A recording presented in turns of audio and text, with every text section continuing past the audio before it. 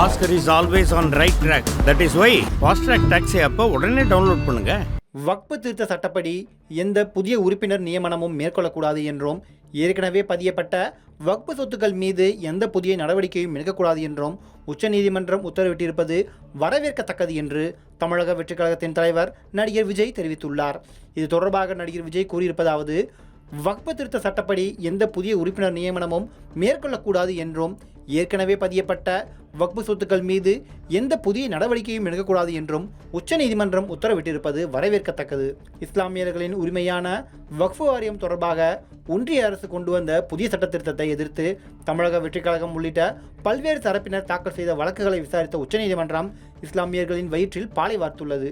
இஸ்லாமியர்களின் உரிமைகளுக்காகவும் ஒடுக்கப்பட்ட மக்களின் உரிமைகளுக்காகவும் நான் எப்போதும் துணை நிற்பேன். தமிழக வெற்றிக் கழகம் துணை நிற்கும் என தீர்க்கமாக தெரிவித்துக் கொள்கிறேன். பாசிச அணுகுமுறைக்கு எதிராக நாம் தொடங்கிய சட்ட போராட்டத்தில் நமக்கு துணையாக இருந்து இந்த உத்தரவை பெற்றுத்தந்த மூத்த வழக்கறிஞர் மதிப்பிற்குரிய திரு அபிஷேக் சிங்வி அவர்களுக்கும் அவருடைய வழக்கறிஞர் குழுவினருக்கும் எனது நெஞ்சார்ந்த நன்றியை தெரிவித்துக் கொள்கிறேன். இவ்வாறு நடிகர் விஜய் தெரிவித்துள்ளார். இதுபோல தமிழ்நாடு காங்கிரஸ் கமிட்டி தலைவர் செல்வ பெருந்தகை வெளியிட்ட அறிக்கையில் வக்ஃபு வாரிய திருத்த சட்ட மசோதாவிற்கு உச்சநீதிமன்றம் இடைக்கால தடை விதித்துள்ளதை தமிழ்நாடு காங்கிரஸ் கமிட்டி மனமாற வரவேற்கிறது. ஒன்றியத்தை ஆளும் பாசிச பாஜக அரசு தொடர்ந்து சிறுபான்மை மக்களை வஞ்சித்து வரும் சூழ்நிலையில் தங்கள் அதிகார மமதியால் இஸ்லாமிய மக்களை பழிவாங்கும் ஒற்றை நோக்கத்தோடு வக்ஃபு திருத்த சட்ட மசோதாவை மக்களவையிலும் மாநிலங்களவையிலும் நிறைவேற்றியது. அதற்கு உடனே குடியரசுத் தலைவரும் ஒப்புதல் அளித்தார்.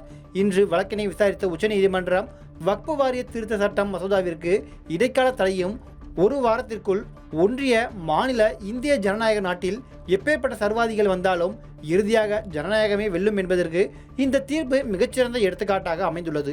உச்சநீதிமன்றத்தின் தீர்ப்பினை தமிழ்நாடு காங்கிரஸ் கமிட்டி சார்பில் மனமாற வரவேற்கிறோம் என தெரிவித்துள்ளார்.